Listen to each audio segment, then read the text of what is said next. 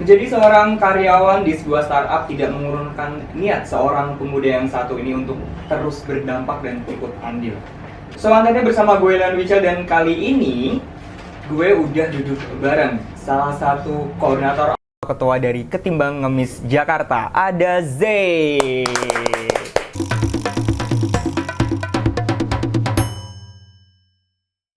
Selamat siang Mas Zay. Siang Mas. Gimana nih? Oh, salaman. Oke, siap. Gimana nih kabarnya? Baik, alhamdulillah. Ini Mas perjalanan, puji Tuhan, baik. Ini perjalanan dari Condet ke sini tadi lancar? lancar, alhamdulillah. Karena kan hari kerja, bukan jam padat. Bukan jam padat. Oke. Nah tadi aku udah mention di depan nih bahwa Mas Zain ini adalah seorang karyawan startup yang juga merupakan relawan sekaligus ketua ya disebutnya ya. Iya. Ketua dari Ketimbang Ngemis Jakarta. Nah kalau boleh tahu Ketimbang Ngemis Jakarta itu apa sih Mas? Oke. Ngomongin Ketimbang Ngemis Jakarta nih Mas. Kita mention dulu sih Ketimbang Ngemisnya dulu ya. Oke. Jadi tuh si Ketimbang Ngemis ini dulu tuh ceritanya ada sosok pemuda namanya Mas Rizky. Dia tuh pengen sholat Jumat, tapi dia tuh ngelihat ada kakek atau nenek gitu penjual perabotan. Karena pengen sholat Jumat, jadi kayak dia baru sempat foto aja gitu kan. Dia foto, habis itu dia sholat Jumat. Setelah selesai sholat Jumat, si kakek atau nenek itu udah nggak ada gitu kan. Udah akhirnya dia cuma punya foto. Setelah dari situ dia bikin postingan dulu tuh di akun ketimbang.ngemis. Itu nama akun pertama ya berarti ya? Iya, nama akun pertama. Dia bikin postingan itu, kemudian viral tuh, banyak banget. Terus tiba-tiba teman-teman yang di kota besar kayak Bandung, Jakarta, mungkin Palembang atau yang lainnya juga mau juga buka dong di kota masing-masing. Gimana? Oh, bisa nggak? Oh, ternyata bisa. Udah tuh awalnya ketimbang.ngemis.jakarta. Iya, gitu. Kenapa waktu itu kepikirannya si Mas Rizky ini namanya Ketimbang.ngemis? Mungkin ini ya, dia tuh ngelihat sosok yang sudah tua, tapi di usia yang sudah tua itu dia bukannya istirahat di rumah atau hanya sekedar Pak Bu minta, tapi enggak, tapi masih jualan perabotan. Dan notabene kan perabotan nggak cuma gayung ya, ada sapu lidi dan teman-temannya gitu. Itu udah dia mungkin berjuang tuh bukan buat besok, malah buat hari ini gitu. Oke, berarti Ketimbang.ngemis ini waktu itu didirikan di tahun Juni 2015. Juni 2015. Iya. Nah, Mas Den sendiri bergabung di Ketimbang Ngemis tahun September 2017. Oke, berarti 2 tahun setelahnya ya. Iya. Oke, waktu itu apa yang menyebabkan Mas Den tertarik untuk bergabung? Awalnya sih teman kampus, Fahri namanya. Fahri lagi ngedit video Ketimbang Ngemis Jakarta. Aku nanya tuh kayak, Fahri lagi ngedit apa? Video, gue dong mau bantuin dong gitu. Boleh lu ikut kita aja gitu kan. Niat awal pengen ngebantuin cuman ngedit video, sampai sekarang kayak benar-benar ketagihan, kayak wah seru banget, ini kan komunitas pertama aku ya. Kayak beneran kayak ngerasa kayak mungkin emang jalan hidupku tuh di sini gitu. Bahkan sampai si Fahrinya udah nggak di KNJ, aku masih bisa ngelanjutin hidupku di sini Sampai sekarang? sampai sekarang. Oke, nah ngomongin Ketimbang Ngemis, kalau untuk program kerja atau daily activity-nya tuh ngapain sih Mas? Daily activity, kegiatan sehari-hari kita tuh kayak pastinya tuh yang utama itu membagikan informasi sosok mulia ya. Biasanya tuh kita dapat informasi soal ini dari followers, dari netizen yang ngirimin ke DM Instagram, ataupun dari member kita sendiri, atau dari teman-teman kayak, nih ya, Jen nih ada info nih Solia, coba dong disurvei gitu kan. Solia adalah sosok mulia tadi. Solia adalah sosok mulia. Kita nyebut kakek atau nenek yang masih bekerja itu dengan sebutan Solia, sosok mulia. Jadi kayak awalnya kita bagiin informasi mereka. Yang kedua kita survei, kita pastiin rumahnya di mana, tinggalnya di mana, kerjanya bener atau enggak, terus tanggungannya siapa aja. Nanti dari situ, misalkan dari kriteria yang cocok, kita bantu, kita sebutnya kita eksekusi di tiap bulannya. Kayak kita apresiasi lah mereka gitu. Oke, dibantunya dalam bentuk, kalau boleh tahu? Apapun sih, cuman kita sesuaiin sama kebutuhannya. Kan standarnya mungkin uang ya. Oke. Tapi sebenarnya kalau dia butuh alat bantu jualan kayak misalkan gerobak ataupun pancinya udah hitam, kita kasih gerobak, kita penuhin panci yang hitam itu, kita sesuaikan lah sama kebutuhannya si kakek atau nenek ini. Oke, berarti untuk penerima manfaat dari Ketimbang Ngemis Jakarta ini mostly adalah orang-orang yang sudah berusia senja, yaitu kakek nenek, atau ada spesifikasi atau kriteria khusus nggak sih untuk penerima manfaatnya sendiri? Selain ada kakek atau nenek, ada juga disabilitas di atas 35 tahun, sama punya pekerjaan ataupun jasa. Gitu. Jadi kayak mereka juga masuk target kita sih. Mungkin kalau ngomongin penghasilannya, yang sehari itu di bawah 100.000 gitu kan. Mungkin kadang kalau dengar cerita mereka tuh kayak penghasilannya cuman 50.000, jualannya tuh kelilingnya jauh banget. Itu kan ngomongin matematika kita kan ini nutup aja kan, nggak logis ya. Nggak logis, kita tuh nggak masuk gitu. Oke, nah cara penentuan penerimaan manfaatnya tuh kayak gimana tuh dari Ketimbang Ngemis sendiri? Apa memang ada usulan atau saran dari para member atau masyarakat, atau Ketimbang Ngemis secara mandiri nyari nih si calon penerima manfaatnya? Tadi kan yang pertama dapat kiriman ya. Oke. Yang kedua kita juga bisa nyari. Kita kadang suka ada program internal kita kayak hunting Solia. Kita ke Kota Tua yuk cari Solia bareng-bareng. Kita ke Monas yuk cari Solia bareng-bareng. Jadi kayak kita sekalian main di internalnya sekaligus nyari Solia bareng-bareng gitu. Oke, Mas Zen, dari awal Ketimbang Ngemis berdiri di tahun 2015 sampai sekarang itu kan berarti sudah sekitar hampir 8-9 tahun ya. Iya. Nah, sudah ada berapa penerima manfaat nih? Aduh, aku nggak Kira-kira hafal jumlahnya. Di atas 500. Udah ratusan? Iya. Itu di Jakarta sendiri atau di seluruh Indonesia? Di Jakarta sendiri? Iya. Kalau berdasarkan report di teman-teman daerah, tahu nggak? Aku nggak tahu. Tapi saat ini tuh Ketimbang Ngemis tersebar di berapa daerah? Jujur aku nggak kurang Belasan, hafal. puluhan? Mungkin aku taunya satuan. Oke. Karena kayak misalkan aku masih ngobrol sama teman-teman yang di Bandung. Oke. Terus sama di Jogja kemarin kayak aku ke Jogja, aku kenalnya cuma satu orang. Terus mereka datang 8 atau 9 orang yang aku nggak kenal. Jadi aku kenalan lagi sama mereka baru. Jadi kayak wah, aku disambut sama mereka. Oh, mereka udah regenerasi ya istilahnya? Iya, aku disambut sama mereka. Aku ke Bandung cuma sendiri. Ternyata mereka nyamperin aku tuh 10 sampai 15 orang. Kayak padahal aku ngerasa, aku kan cuma pengen main, aku siapa gitu kan. Ternyata mereka welcome banget gitu. Jadi kayak itu sih aku ngerasa kayak kalau aku keluar kota, aku mau ketemu sama mereka, mereka bisa nyesuaiin. Malang juga ada, Surabaya juga ada. Oke. Mas, ketika Ketimbang Ngemis Jakarta melakukan eksekusi tadi, pasti kan membutuhkan biaya yang cukup besar dan pastinya tidak sedikit. Nah, kalau boleh tahu kayak gimana sih manajemen fundraising yang dilakukan oleh Ketimbang Ngemis Jakarta? Di KNJ sendiri, kita sebelum ada kegiatan, biasanya kita tuh ada open donasi atau kita nyebutnya titip amanah. Oke. Nah, selain itu kita tuh juga punya kayak ada donatur tetapnya, yang mungkin tiap bulan nitipin ke kita. Itu ada itu? Itu ada. Donatur tetap. Okay. Itu kita udah punya kas donasi lah. Nanti dari hasil fundraising yang kita lakuin tiap bulan, misalkan itu nggak mencukupi target, kita penuhin dari uang kas. Atau mungkin kita nggak ada open titip amanah, kita langsung pakai uang kas. Atau mungkin titip amanahnya jadi tambahan, kayak misalkan 2.500.000 plus uang titip amanah. Dan biasanya itu kalau ada titip amanah itu setiap sosok mulia itu bisa beda-beda gitu. Oke, tergantung dari situasi dan kondisi dari si sosok mulianya itu tadi ya? Iya, dan kita ngelihat si uang kas donasi juga sih. Misalkan kayak kita masih punya uang berapa, harapan kita kan nggak pengen selesai di bulan itu ya, kita pengen berlanjut terus dan terus gitu. Oke, nah setelah melakukan eksekusi tadi, gimana caranya KNJ ini melakukan istilahnya report ke yang sudah menitipkan amanah? Jadi kayak nih amanah lu udah gue sampai ini. Nah itu ada nggak sih cara khusus dari KNJ ke si donatur itu dalam hal pelaporannya? Kita melalui video di Instagram. Kita share di Reels,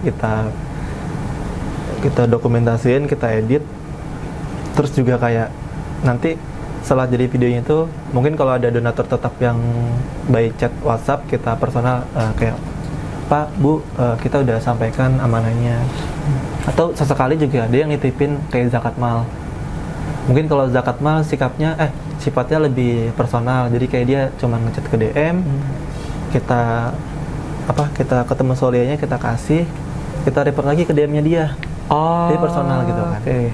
Berarti ada yang diposting, ada yang via personal ya? Iya.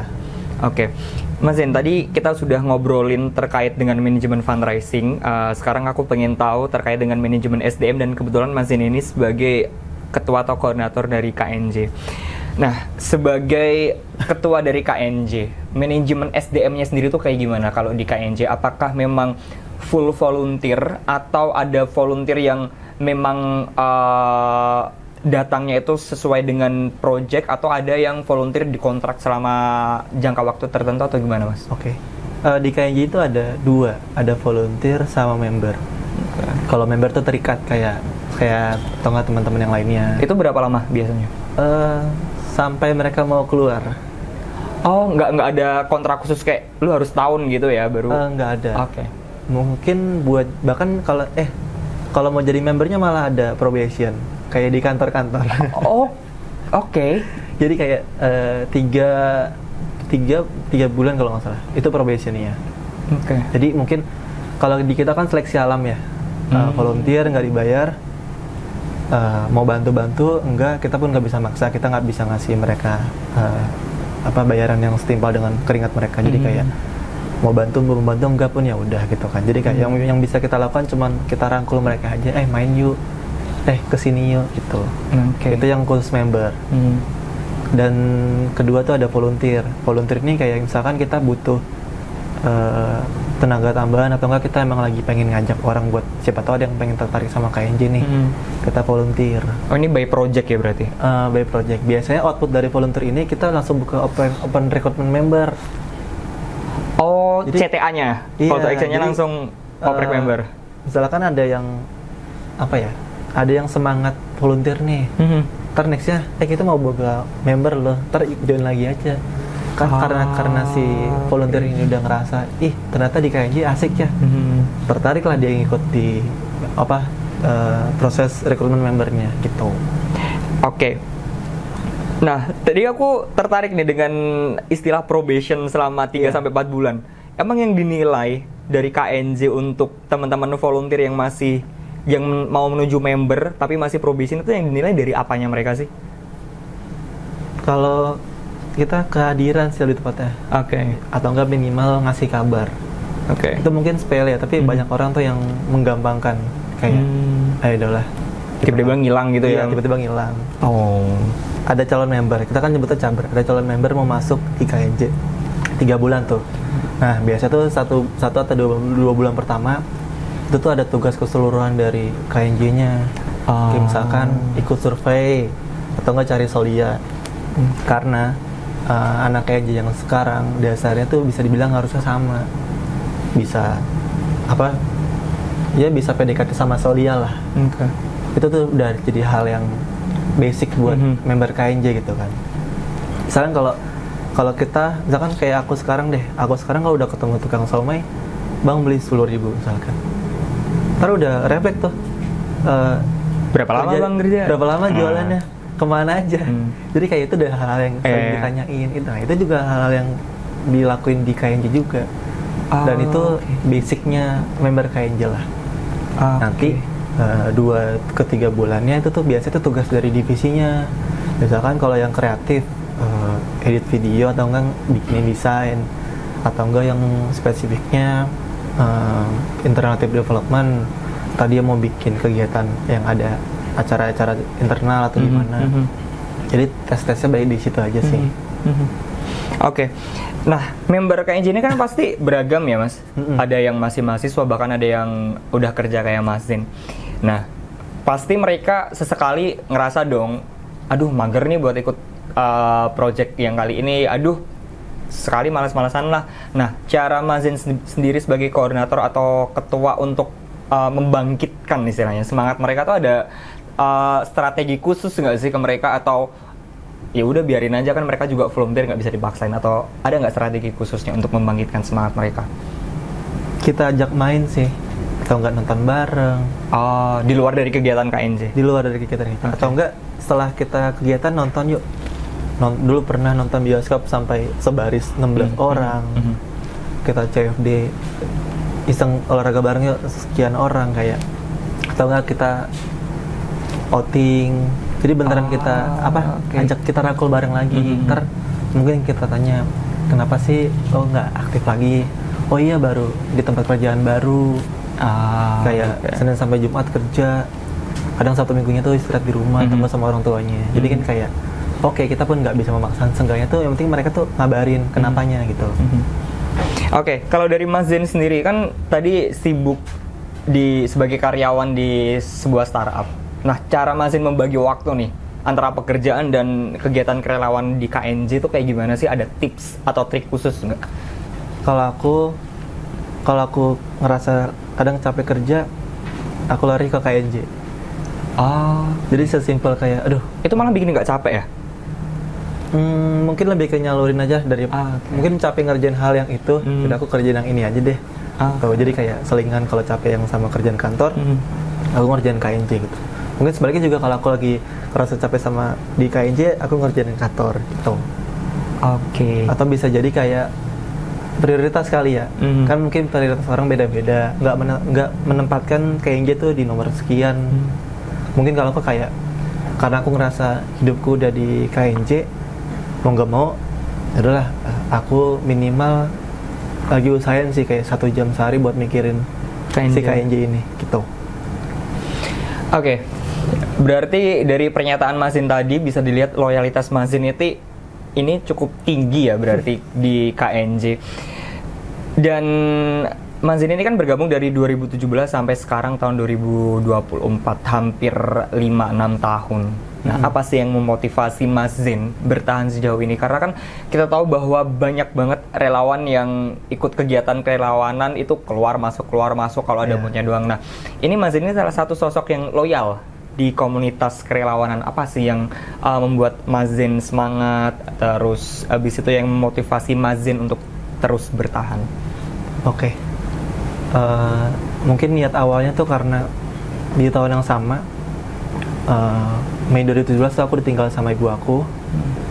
Terus aku memutuskan buat ikut Ketimbang Miss Jakarta dengan niat apapun hal baik yang aku lakukan di sini, aku niatkan buat ibu aku. Itu yang utama banget. Kemudian tahun lalu aku pun ditinggal sama ayahku juga. Jadi aku berpikir kayaknya aku mau di Ketimbang Miss Jakarta terus aja, karena mungkin aku khawatir doaku kurang banyak nggak sampai ke mereka, tapi ternyata lebih banyak langkahku di KNJ yang kemungkinan besar bisa ngalir ke mereka gitu. Itu kan motivasi dari diri aku sendiri ya. Mungkin kalau dari aku ke teman-teman di KNJ, aku dulu masuk ke Ketimbang Miss Jakarta tuh posisinya mungkin kayaknya itu udah di atas. Mungkin masa jaya-jayanya. Iya, lagi masa jaya-jayanya. Aku datang, aku ini segala macam. Terus kemudian yang mungkin dulunya aku tuh manggil semua orang tuh kakak, sampai sekarang aku dipanggil kakak sama semua orang gitu kan. Jadi kayak proses regenerasi itu ada. Terus teman-temanku yang lama tuh udah pada melanjutin hidupnya semuanya. Mungkin aku di sini kayak udah aku mau jagain rumahnya mereka yang dulu. Mungkin entah tahun ini atau tahun depan, kita 10 tahun, aku pengen kasih sesuatu buat mereka. Kalau ini loh rumah kalian yang dulu udah aku jagain, mau bikin sesuatu mungkin yang bisa bikin mereka semua tuh reuni bareng gitu. Jadi kayak ngelihat kita dulu punya bayi 3 tahun bareng-bareng. Terus kemudian di tahun ke-10 kita ngumpul sama member-member yang dulu, kakak-kakak aku yang dulu, kayak ini rumah kalian dulu masih aku jagain, kayak udah gitu. Kayak buat mereka gitu. Oke, berarti Mas Zen ini ingin menjadikan KNJ sebagai wadah atau tempat Mas Zen untuk melantunkan doa kepada kedua orang tua, dan juga pengen ninggalin legacy gitu ya, legacy positif ke teman-teman yang akan regenerasi di KNJ gitu ya. Benar. Oke, Mas Zen, kalau boleh tahu, apa sih yang udah Mas Zen kasih buat KNJ selama Mas Zen bergabung? Kalau ngomongin hidup aku udah aku kasih buat KNJ kayak terlalu besar gitu ya. Cuman mungkin apa ya? Yang paling memorable buat Mas Zen? Pernah bikin video ulang tahun KNJ yang ketiga. Waktu itu aku bikin video presentasi tentang apa sih yang udah dicapai sama KNJ selama 3 tahun berdiri. Itu tuh videonya buat kita bawa ke Palembang. Waktu itu ada gathering nasional ketimbang ngemis di Palembang. Oke. Itu aku bikin videonya, kita presentasi di sana, kita ngejabarin KNJ itu gimana selama 3 tahun. Nah dari video itu tuh ternyata aku pakai buat aku cari kerja, hingga akhirnya tuh aku dapat kerjaan itu sampai aku sekarang. Oh, dengan portofolio video itu ya? Iya. Dengan video itu aku ngerasa aku dapat kerjaan. Makanya sampai sekarang kayak ya udah aku harus tetap di KNJ aja. Tuh aku ngerasa apa yang aku kerjaan, apapun yang aku kerjain buat KNJ, mau kecil atau besar, aku yakin itu akan berdampak buat aku juga. Gitu. Dan tau gak sih Mas, aku tuh percaya apapun yang kita kasih, kebaikan yang kita kasih itu pasti akan berbuah kebaikan juga ke diri kita. Iya. Dan itu yang sudah dialami oleh Mas Zen ya. Oke, Mas Zen ini udah hampir setengah jam ya, Nduk? Setengah jam ngobrol. Sebelum closing statement, pertanyaan terakhir buat Mas Zen. Harapan terbesar apa yang pengen Mas Zen buat di KNJ di masa mendatang? Satu, mau jadiin rumah buat teman-teman member kali ya. Mungkin yang dulu ngerasa suka apa ya, yang dulu ngerasa KNJ tuh rumah bagi mereka, tapi sekarang udah enggak, pengen ngebalikin lagi kalau ternyata tuh ketimbang Miss Jakarta tuh masih jadi rumah buat member-member semuanya gitu. Itu yang utama buat internal. Mungkin yang kedua buat followers kali ya. Jadi kayak makasih udah selalu ingat sama KNJ, udah nemenin KNJ sampai sekarang. Aku sama teman-teman mastiin kalau KNJ nggak bakal diem aja, kita bakal terus inovasi, kita bakal usahain buat bisa bantu lebih banyak sosok mulia lagi. Kita usaha buat cari hal-hal yang lebih kreatif lagi dari sebelum-sebelumnya gitu. Karena aku sama teman-teman tuh selalu bilang ke kakek, nah ini bukan dari kita tuh hanya jembatan. Masih banyak orang-orang baik di luar sana yang nitipin ini ke kita. Jadi mau nggak mau, karena kita sebagai jembatan ya, kalau kita nggak kuat, kita gimana bisa jadi jalur berbagi kebaikan di antara donatur sama si Solia ini gitu. Oke, Mas Zen, sekarang Len persilahkan untuk closing statement, bisa memberikan pesan ke relawan di luar sana, atau bisa juga memberikan informasi ke masyarakat gimana sih caranya untuk menjadi donatur di Ketimbang Ngemis Jakarta. Silahkan. Oke. Buat semua relawan di luar sana, Ketimbang Ngemis Jakarta masih terbuka buat kalian semua yang mau melampiaskan kebaikan kalian ke sosok-sosok mulia di luar sana. Nggak cuma di Jakarta, di kota-kota besar lainnya pun ada. Ketimbang Miss Jakarta di tahun ini punya program 9 tahun bersama Solia. Kita mau ngajarin ke teman-teman nih, gimana sih cara KNJ bekerja, gimana sih cara KNJ kalau PDKT sama Solia, gimana sih cara KNJ kalau kita ngumpulin uangnya tuh gimana. Kita bakal jalanin program ini sama teman-teman semuanya. Insya Allah kita juga bakal ada di CFD Jakarta. Buat tanggal kapannya stay tune aja ya. Terus juga mungkin di tahun ini kalau teman-teman suka nanya KNJ ada open recruitment nggak kak? Oh ada, kita insya Allah tahun ini akan buka open recruitment. Kita ngebuka buat teman-teman yang mau join ke kita, mau bantu gerakan kita. Harapannya Seindah Ngemis ini tuh nggak berhenti di sini aja, pengen tuh teman-teman yang lain juga ngelanjutin. aku pengen dan teman-teman di KJ tuh pengen kayak kita tuh menghabitkan memberi dengan membeli. Aku punya cerita sedikit soal ini. Jadi aku lagi jalan mau main ketemu temanku, ada tukang jagung rebus. Aku nggak terlalu suka kan, cuman aku beli aja. Ntar buat teman-teman deh. Aku sampai rumah temanku, ternyata temanku ngelihat itu kayak, ih ada jagung rebus, boleh buat gua nggak? Istri gua lagi ngidam nyari ini nggak ketemu-temu. Itu kayak, wah padahal cuma jagung rebus tapi itu bisa bikin istri temanku tuh jadi happy banget.